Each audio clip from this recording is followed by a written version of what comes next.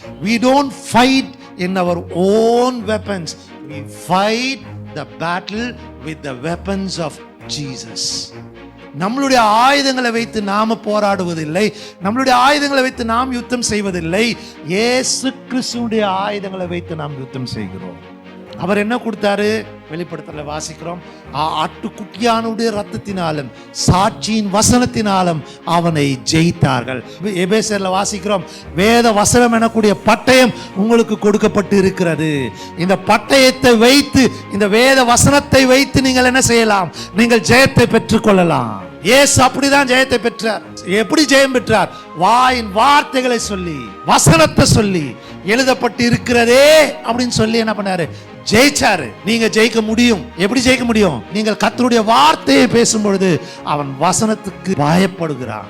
ஏன்னா வசனத்திற்கு வல்லமை இருக்கிறது.